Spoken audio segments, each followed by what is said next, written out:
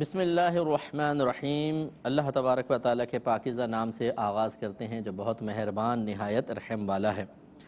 درس بخاری کا سلسلہ کتاب الاعتکاف تک پہنچا تھا اور پچھلے پروگرام میں 2035 نمبر حدیث پاک ذکر کی تھی۔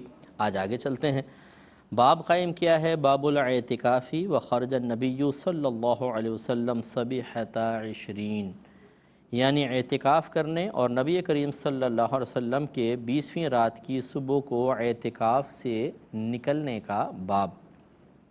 حدیث نمبر 2036 ہے اور راوی ہیں حضرت ابو سلمہ بن عبد الرحمن۔ وہ کہتے ہیں کہ میں نے حضرت ابو سعید خدری رضی اللہ تعالی عنہ سے سوال کیا کہ کیا آپ نے رسول اللہ صلی اللہ علیہ وسلم سے لیلۃ القدر کا ذکر سنا ہے؟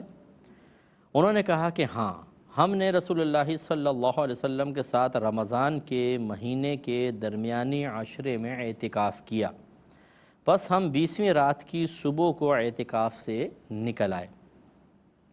پھر رسول اللہ صلی اللہ علیہ وسلم نے 20ویں رات کی صبح کو ہم سے خطاب کیا، بس آپ نے فرمایا، یعنی 20ویں کی رات کا مطلب پہلے رات آتی ہے پھر دن، تو 20ویں کی رات کا مطلب ہے کہ اب یہ جو روزہ تھا 20واں روزہ تھا اور اب 21ویں شب آنے والی تھی، تو اس کی صبح سرکار ارشاد فرما رہے ہیں کہ بس ہم بھی فرماتے ہیں کہ پھر رسول اللہ صلی اللہ علیہ وسلم نے 20ویں رات کی صبح کو ہم سے خطاب کیا تو آپ نے فرمایا کہ مجھے شب قدر دکھائی گئی اور بے شک میں اس کو بھول گیا، بس تم اس کو رمضان کے مہینے کے آخری عشرے کی طاق راتوں میں تلاش کرو۔ بس تم اس کو پھر فرمایا کہ بس بے شک میں نے دیکھا ہے کہ میں پانی اور مٹی میں سجدہ کر رہا ہوں، اور جس نے رسول اللہ صلی اللہ علیہ وسلم کے ساتھ اعتکاف کیا ہے وہ واپس جائے۔ بس لوگ مسجد کی طرف لوٹ گئے اور ہم آسمان میں بادل کا کوئی ٹکڑا نہیں دیکھ رہے تھے۔ حضرت ابو سعید کہتے ہیں پھر اچانک بادل آئے اور برسے اور نماز قائم کی گئی۔ پھر نبی کریم صلی اللہ علیہ وسلم نے مٹی اور پانی میں سجدہ کیا، حتیٰ کہ میں نے آپ کی ناک اور پیشانی پر مٹی کا نشان دیکھا۔ تو یہ حدیث تو تقریباً یہ گزر چکی ہے۔ نبی کریم صلی اللہ علیہ وسلم نے یہ چیزیں ذکر کی اور شب قدر کے بارے میں یہ فرمانا کہ میں بھول گیا، ایک روایت میں مجھے بھلا دیا گیا، اور ایک روایت آپ نے پہلے سماعت فرمائی تھی کہ میں بتانے کے لیے آیا تھا لیکن دو آدمی آپس میں تنازع کر رہے تھے، جھگڑ رہے تھے، تو اس کی تعین کو اٹھا لیا گیا۔ تو یہ تمام کو اگر ہم ملائیں تو پھر یہی کہ سرکار بتانے آئے، وہاں پہ کچھ ہو رہا تھا، سرکار کے ذہن سے محو کر دی گئی، اور سرکار نے جملہ فرمایا کہ ہو سکتا ہے اسی میں تمہارے لیے بہتری ہو، کیونکہ اگر ایک رات ہمیں معلوم ہوتی تو ہم باقی راتوں میں عبادت نہ کرتے، اب ہم تقریباً باقی راتوں میں بھی عبادت کر لیتے ہیں۔ اچھا، بھولنے کا مسئلہ ذہن میں رکھیے گا کہ شرعی احکام میں نبی کبھی بھولتا نہیں ہے، اس سے سہو نہیں ہوتا، جیسے کوئی حکم بیان کرنا۔ ہاں، اگر اللہ تبارک و تعالیٰ نے مطلب جیسے اب یہ تعین تھی، یہ کوئی شرعی حکم نہیں تھا بلکہ یہ تو ایک فضیلت حاصل کرنے کی رات کی تعین کا معاملہ تھا، شرعی حکم نہیں تھا۔ شرعی احکام میں نبی کبھی نہ بھولتا ہے نہ اسے نسیان ہوتا ہے، یہ ہمیشہ یاد رکھیے گا، کیونکہ معاذ اللہ ثم معاذ اللہ اگر یہ عقیدہ ہوتا یا ایسا کوئی ثبوت ہوتا، فرض کر لیں کہ شرعی حکم کو بیان کرتے ہوئے کوئی بھول گیا نبی، تو پھر تو ہر چیز مشکوک ہو جاتی نا، کہ جیسے بیان کرنے سے کوئی بھول گیا، ایسے بھول کے صحیح کو غلط، غلط کو صحیح بیان کر دیا، تو یہ اس خطا سے بالکل انبیاء علیہم السلام کو معاف رکھا جاتا ہے، یہ ذہن میں رکھیے گا۔ اگلا باب ہے باب اعتکاف المستحاضۃ، مستحاضہ کا اعتکاف کرنے کا باب۔ مستحاضہ کا اس خاتون کو کہتے ہیں کہ جنہیں بیماری کا خون آتا ہے ایام حیض کے علاوہ، مثلا اب 3 دن تک کم از کم اگر لگاتار بلیڈنگ ہوتی ہے تو یہ حیض کہلاتا ہے۔ اب اگر کسی بہن کا 2 دن آ کر بند ہو گیا اور پھر آیا ہی نہیں تو یہ استحاضہ ہے۔ اسی طرح 9 سال کے بعد جو بلیڈنگ ہوگی بچی کو وہ حیض ہوگا، اگر 9 سال سے پہلے ہو استحاضہ ہے۔ اسی طرح حیض کی زیادہ سے زیادہ مدت 10 روز ہے، 10 روز کے بعد جو کچھ آئے گا وہ استحاضہ ہوگا۔ اسی طریقے سے 2 حیضوں کے درمیان کم از کم 15 دن پاکی کے ہونا لازم ہے، یہ نبی کریم صلی اللہ علیہ وسلم کا فرمان ہے۔ لہٰذا 15 دن کے اندر اندر اگر دوبارہ بلیڈنگ سٹارٹ ہو گئی، یہ استحاضہ ہے، بیماری کا خون ہے۔ اسی طرح 55 سال کی عمر رکھی ہے، 55 سال کی عمر کے بعد جو بلیڈنگ ہو وہ استحاضہ ہے، یعنی استحاضہ وہی بیماری کا خون جو میں کہہ رہا ہوں، اور جس عورت کو آتا ہے اس کو مستحاضہ کہتے ہیں۔ لیکن 55 سال کے بعد کا بھی حکم یہ لکھا ہوا ہے کہ اگر فرض کر لیں کہ کسی بہن کو زرد رنگ کا حیض آتا تھا اور اسی کلر کا 55 کے بعد بھی آیا تو وہ حیض شمار ہوگا، یا خالص سرخ رنگ آیا، خالص سرخ، تو پھر وہ حیض شمار ہوگا۔ لیکن اکثر 55 سال کی عمر تک حیض بند ہو جاتا ہے، ایسی عورتوں کو آئسہ کہتے ہیں، مایوس ہو جانے والی۔ تو یہ مستحاضہ کا تصور ہے، بیماری کا خون۔ آپ کو پتہ ہے حالت حیض ہو یا بچے کے پیدا ہونے کے بعد جو بلیڈنگ ہوتی ہے وہ نفاس کا خون کہلاتا ہے۔ ان ایام کے اندر نماز منع ہوتی ہے، نہیں پڑھ سکتی ہیں خاتون، اور معافی ہوتی ہے، بعد میں قضا بھی نہیں ہوتی۔ لیکن مستحاضہ جو ہے یہ شرعی طور پر پاک کہلاتی ہے، اگرچہ بلیڈنگ ہو رہی ہو۔ تو ایک خاتون نے ایسے آ کے مسئلہ عرض کیا کہ رسول اللہ میرا خون رکتا نہیں، تو سرکار نے ارشاد فرمایا کہ تم مطلب کوئی چیز ایسے باندھ لو کپڑا وغیرہ تاکہ خون گرے نہیں، اور وضو کرو اور نماز پڑھو، چاہے تم خون ٹپکتے ہوئے دیکھو۔ تو یعنی خلاصے کلام یہ ہے کہ جب یہ بیماری کا کوئی خون ہو، اسی طرح بعضوں کو پیشاب کے قطرات کی بیماری ہوتی ہے، بعضوں کا کوئی زخم ہوتا ہے، مسلسل اس سے خون رس رہا ہے، رکتا نہیں ہے خون، تو اب یہ نہیں ہے کہ نمازیں چھوڑ دیں گے، وہ وضو کریں، نمازیں پڑھیں، اور اس حالت میں ان کی نماز ہو جائے گی۔ یہ اب تھوڑا سا دیکھیے مستحاضہ کا اعتکاف کرنا۔ سیدہ عائشہ صدیقہ رضی اللہ تعالی عنہا بیان کرتی ہیں کہ رسول اللہ صلی اللہ علیہ وسلم کے ساتھ آپ کی ازواج میں سے ایک خاتون نے اس حالت میں اعتکاف کیا کہ وہ مستحاضہ تھیں، بس وہ سرخ اور زرد رنگ دیکھتی تھیں، یعنی ان کو بلیڈنگ ہوتی تھی، کبھی سرخ کبھی زرد رنگ، بس بعض اوقات ہم ان کے نیچے تشت رکھ دیتے تھے اور وہ نماز پڑھ رہی ہوتی تھیں۔ آپ یہ تو پہلی بات یہ سمجھ لیں کہ یہ آپ نے پیچھے حدیث سنی تھی پچھلے پروگرام میں کہ کچھ ازواج نے خیمے قائم کرنے کی کوشش کی تو نبی کریم صلی اللہ علیہ وسلم نے گویا کہ ان کو منع فرمایا، بلکہ خود بھی اعتکاف کو ترک فرمایا، شوال میں اعتکاف کیا۔ تو علماء نے لکھا ہے کہ یہ واقعہ اس واقعے سے پہلے کا ہے، یہ اچھی طرح یاد رکھیں، کیونکہ اس میں جب منع کر دیا تو پھر یہ کیسے ہو سکتا ہے کہ ایک زوجہ اعتکاف کرتی رہیں، تو یہ اس سے پہلے کا ہے۔ اور یہ زوجہ جو تھیں یہ ام سلمہ رضی اللہ تعالی عنہا ہیں، انہوں نے اعتکاف کیا تھا۔ تو اس کا مطلب یہ ہوا، آپ دیکھیں خود سیدہ عائشہ فرما رہی ہیں کہ بعض اوقات بلیڈنگ زیادہ ہوتی تھی اور مسجد کے آلودہ ہونے کا گمان ہوتا تو ہم تشت رکھ دیا کرتے تھے کہ اس میں ٹپکے خون اور ویسے نہ ہو۔ تو جو بیماری جس کے ساتھ شرعی عذر ہوتا ہے کہ جس کا وضو ان چیزوں کی وجہ سے خون رس رہا ہے، پیپ رس رہی ہے، یا زخم رس رہا ہے، یا جیسے آشوب چشم کی بیماری ہو جاتی ہے، مسلسل آنکھوں سے پانی بیماری کی وجہ سے بہہ رہا ہوتا ہے جو وضو کو توڑتا ہے، تو اب اس کا کتنا وضو کرے گا آدمی؟ تو پھر اسی حالت میں نماز پڑھنے کی اجازت ہوتی ہے۔ اگلے باب کی طرف آتے ہیں، باب زیارت المرأة زوجہا فی اعتکافہ۔ یہ حضرت وہی بی بی صفیہ رضی اللہ تعالی عنہ والی حدیث جو آپ نے سماعت فرمائی اسی کو بیان کریں گے، بیوی کا اپنے خاوند سے اعتکاف میں ملاقات کرنے کا باب۔ حدیث نمبر ہے 2038، اور حضرت بی بی صفیہ رضی اللہ تعالی عنہ جو زوجہ نبی ہیں انہوں نے یہ بات بیان کی۔ وہ کہتی ہیں کہ نبی کریم صلی اللہ علیہ وسلم مسجد میں معتکف تھے اور آپ کے پاس آپ کی ازواج بیٹھی ہوئی تھیں، پھر وہ جانے لگیں تو آپ نے حضرت صفیہ بنت حوی سے فرمایا کہ آپ جلدی نہ کریں حتیٰ کہ میں آپ کو رخصت کرنے چلتا ہوں۔ باقی ازواج چلی گئیں، سرکار نے ان کو روکا، اور ان کا حجرہ حضرت اسامہ رضی اللہ تعالی عنہ کی حویلی میں تھا۔ پھر نبی کریم صلی اللہ علیہ وسلم حضرت صفیہ کے ساتھ نکلے، پس آپ سے انصار کے 2 آدمی ملے، انہوں نے نبی کریم صلی اللہ علیہ وسلم کی طرف دیکھا پھر گزر گئے۔ رحمت کونین صلی اللہ علیہ وسلم نے ان سے فرمایا تم دونوں یہاں آؤ، وہ آگے ہوں گے، تو یہ صفیہ، پھر فرمایا یہ صفیہ بنت حوی ہیں۔ ان دونوں نے کہا کہ سبحان اللہ یا رسول اللہ صلی اللہ علیہ وسلم، یعنی وہی پہلے بات ہوئی تھی کہ تعجباً سبحان اللہ کا، یا رسول اللہ یہ سبحان اللہ کہ ہم آپ پہ شبہ کیسے کر سکتے ہیں؟ تو سرکار نے اس کو محسوس فرما کے ارشاد فرمایا کہ بے شک شیطان انسان کے خون کی گردش کی جگہ میں پہنچ جاتا ہے، اور مجھے یہ خوف ہوا کہ وہ تمہارے دل میں کوئی چیز ڈال دے گا، یعنی ایسا شیطان گویا کہ خون کے بہنے کی جگہ یعنی دل تک، کیونکہ دل کے اندر جو ہے وہ وسوسے ڈالتا ہے۔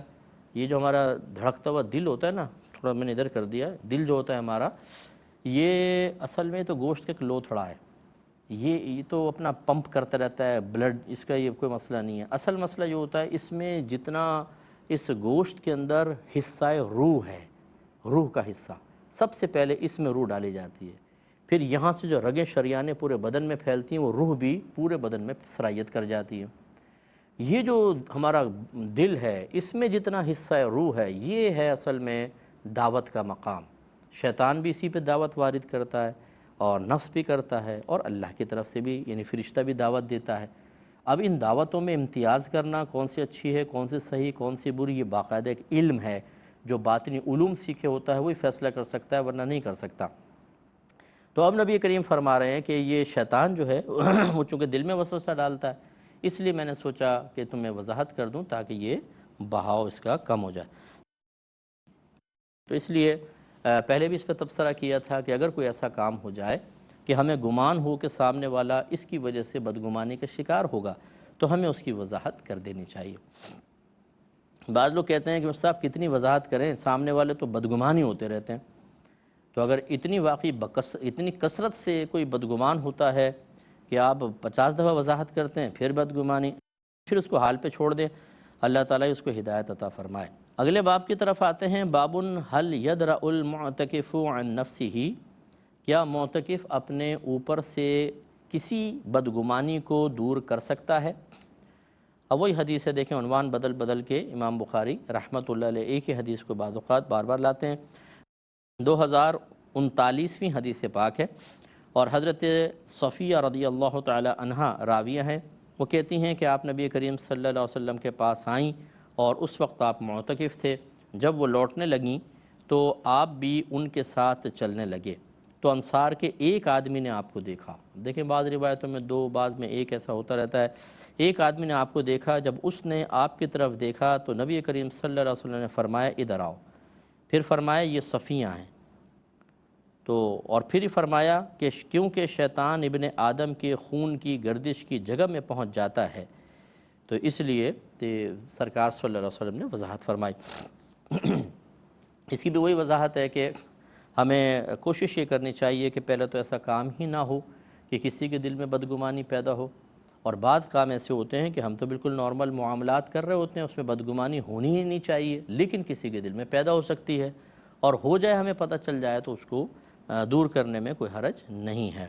خصوصی طور پہ خواتین کے سلسلے میں زیادہ یہ سینسیٹیو معاملہ ہوتا ہے۔ اگر بہنوں کو ذرا بھی یہ شبہ ہو کہ شوہر کو کسی معاملے سے بدگمانی پیدا ہوئی ہے تو وضاحت کر دیں، اور بہتر تو یہ ہوتا ہے کہ یہ بدگمانی بڑی گندی چیز ہوتی ہے، اس میں ہم نے گھروں کو تباہ ہوتے دیکھا ہے۔ بعض شوہر جو ہیں وہ ذرا سینسیٹیو ہوتے ہیں، حساس ہوتے ہیں، تو عورتیں جھنجھلا جاتی ہیں اور کہتی ہیں میرا شوہر شکی مزاج ہے۔ بھئی شکی مزاج ہونا ایک تو یہ ہے کہ آپ کچھ بھی نہیں کر رہی، گھر میں بیٹھی ہیں، اس کو شک ہو آ کے پردے کے پیچھے دیکھنے لگ جائے، بھئی کیا کر رہے ہو، میں دیکھ رہا ہوں کوئی ہے تو نہیں، کوئی آیا تو نہیں میرے پیچھے، تو یہ تو واقعی شکی مزاج ہے، بالکل بیوقوف قسم کا آدمی ہے۔ لیکن ایک معاملہ یہ ہے کہ ظاہر سے ہی شک پیدا ہو رہا ہو، کسی چیز کو دیکھ کے شک پیدا ہو رہا ہو، اس میں شکی مزاج کہنا تو ٹھیک نہیں ہے۔ مثال کے طور پہ کوئی خاتون ہیں، اچھے کپڑے پہن کر میک اپ وغیرہ کر کے شادی میں گئی ہیں، اور وہاں کوئی کزن آ گیا، میل کزن، اور وہ اس سے ہنس ہنس کے باتیں کر رہی ہیں، دور سے شوہر نے دیکھ لیا اس کو، وہ بھی بہت ہنس کے باتیں کر رہی ہے زوجہ۔ اب وہ گھر میں جا کے پوچھتا ہے تو وہ کہتی تم تو شکی مزاج ہو، تو یہ تو ٹھیک نہیں ہے نا۔ عورت کو ویسی بہت ریزرو رہنا چاہیے، شادی کے بعد تو اور معاملہ بڑا نازک ہو جاتا ہے، تو یہ شکی مزاج کا معاملہ نہیں ہے، بلکہ یہ تو شوہر پہ فرض تھا کہ وہ اس کے بارے میں تحقیق کرتا کہ ایسا کیوں ہوا ہے۔ لیکن یہ نہیں ہے کہ بیوی پہ شبہ کیا جائے۔ ہاں دل میں جو تھوڑی سی بدگمانی پیدا ہے اس کو ختم کرنے کے لیے طلب وضاحت، بلکہ زوجہ کو چاہیے تھا اگر اس نے دیکھا کہ شوہر مجھے دیکھ رہا ہے تو جا کے وضاحت کر دیتی کہ بھئی وہ کزن تھا اور اچانک آ گیا تھا تو گھر کے بارے میں پوچھا، تو چلو یہ دعا سلام ہو گئی، ختم بات، لیکن وضاحت ہونی چاہیے۔ یہ ہمارے ہاں بعض اوقات ہوتا ہے کہ یا تو ہم بہت زیادہ حسن ظن قائم کر لیتے ہیں سامنے والے کے بارے میں کہ یہ مجھ سے بدگمان ہو ہی نہیں سکتا، یہ ایک بہت بڑی خرابی ہے۔ دوسرا، یا پھر بالکل حسن ظن قائم نہیں کرتے، اور مطلب یہ کہ بدگمانی ہم سوچتے ہیں ضرور بدگمانی کرے گا، یہ بھی ٹھیک نہیں ہوتا۔ تو اس لیے خلاصہ کلام یہ ہے کہ معتدل راستہ اختیار کریں، خود ایسا عمل اختیار کریں کہ بدگمانی پیدا ہی نہ ہو۔ میں نے ابھی کتاب لکھی، میں نے اس میں ایک مشورہ لکھا جس کو پڑھ کے شاید کچھ لوگ ہنسیں گے، تو میں نے اس میں لکھا تھا کہ میاں بیوی کو میاں بیوی کو آپس میں بہت اچھی انڈرسٹینڈنگ رکھنی چاہیے، اور کوئی ایسا کام نہ کرے کہ بدگمانی پیدا ہو۔ لہذا شوہر کو چاہیے کہ اپنے موبائل میں پاسورڈ ہی نہ رکھے، ایسی ہی ڈال دے، ٹھیک ہے، زوجہ جب چاہے چیک کرے، بدگمانی پیدا نہیں ہوگی۔ تو اس میں بعض لوگ ہنسیں گے کیونکہ چور تو چھپا ہوتا ہے نہ کہیں پکچر گیلری کے اندر کسی کی پکچر، کوئی میسیج واٹس ایپ کے اوپر اور فلاں جگہ، اگر خدا نہ خواستہ کوئی ایسا ہو تو پھر ٹھیک ہے، پھر خود ہی بھگتو۔ ایسی زوجوں کو چاہیے پاسورڈ وغیرہ بالکل ڈال کے نہ رکھے، نہ اپنے فیس بک کے اکاؤنٹ کے اندر، نہ اپنے موبائل میں، جب چاہے شوہر چیک کر سکے۔ اس سے ایک اعتماد بڑھتا ہے، اگرچہ آپ اس کو چاہے لائک کریں نہ کریں، لیکن ہم آپ کو صحیح مشورہ دے رہے ہیں کیونکہ میں ایک عوامی آدمی ہوں اور ہم نے بہت گھروں کو بگڑتے ہوئے دیکھا ہے ان چیزوں کی وجہ سے۔ ایسی ایک بنیاد بنتی ہے اور طلاقوں تک نوبت پہنچ جاتی ہے۔ تو خلاصہ کلام یہ ہے کہ بہرحال بدگمانی دور کرنے والے اسباب اختیار کرنے چاہیے، پھر بھی کوئی بدگمان ہو جائے اور وضاحت ضروری سمجھیں آپ تو کر دیں تاکہ وہ بدگمانی سے بچے۔ اگلے باب کی طرف آتے ہیں، بابو من خرج من اعتکافہ عند الصبح، جو صبح کے وقت اپنے اعتکاف کی جگہ سے نکلا۔ اس کا باب حدیث نمبر 2040 ہے، اور حضرت ابو سعید خدری رضی اللہ تعالیٰ عنہ اس کے راوی ہیں۔ وہ بیان کرتے ہیں کہ ہم نے رسول اللہ صلی اللہ علیہ وسلم کے ساتھ رمضان کے درمیانی عشرے میں اعتکاف کیا، پس جب 20ویں رات کی صبح ہوئی تو ہم نے مسجد سے اپنا سامان اٹھا لیا۔ پھر رسول اللہ صلی اللہ علیہ وسلم ہمارے پاس تشریف لائے اور فرمایا کہ جس نے اعتکاف کیا تھا وہ اپنے اعتکاف کی جگہ پر واپس جائے، کیونکہ میں نے آج کی رات خواب میں شب قدر کو دیکھا ہے، اور میں نے خواب میں دیکھا ہے کہ میں پانی اور مٹی میں سجدہ کر رہا ہوں۔ پس جب آپ اپنے اعتکاف کی جگہ پر واپس گئے تو اچانک آسمان پر بادل آ گئے اور ہم پر بارش ہوئی۔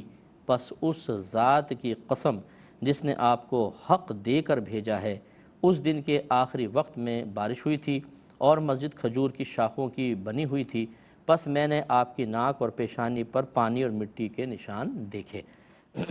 حدیث پہلے ہو چکی ہے، برکت کے لیے میں دوبارہ پڑھ دیتا ہوں کہ اگر یہ چیز وہی ہوتی ہے لیکن میرا سننا، میرا بولنا یہ بھی عبادت اور ثواب، اور آپ کا سننا بھی نیکی بھی ہے، اور الحمدللہ اس سے گناہ کا کفارہ بھی ہوتا ہے اور درجات بلند ہوتے ہیں۔ اس لیے حدیثیں ہیں، پڑھنے میں سننے میں کوئی مسئلہ نہیں ہے۔ باب الاعتکاف فی شوال، شوال میں اعتکاف کرنے کا باب 2041 نمبر حدیث پاک ہے۔ سید عائشہ صدیقہ رضی اللہ تعالی عنہا بیان کرتی ہیں کہ رسول اللہ صلی اللہ علیہ وسلم ہر رمضان میں اعتکاف کرتے تھے، اور جب صبح کی نماز پڑھتے تو اپنے اعتکاف کی جگہ میں داخل ہو جاتے، یعنی وہ خیمہ جیسا بنایا ہوا تھا۔ پس سید عائشہ صدیقہ رضی اللہ تعالی عنہا نے آپ سے اعتکاف کی اجازت طلب کی۔ نبی کریم صلی اللہ علیہ وسلم نے آپ کو اجازت دے دی، پس انہوں نے مسجد میں ایک خیمہ لگا لیا۔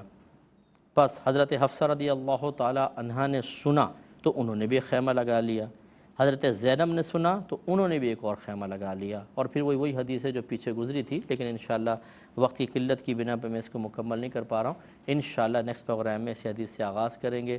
اللہ تعالی ہمیں دین سننے، سیکھنے، سمجھنے کی توفیق عطا فرمائے اور احسن طریقے سے دوسروں تک پہنچانے کا جذبہ عطا فرمائے۔ آمین۔ وآخر دعوانا ان الحمدللہ رب العالمین۔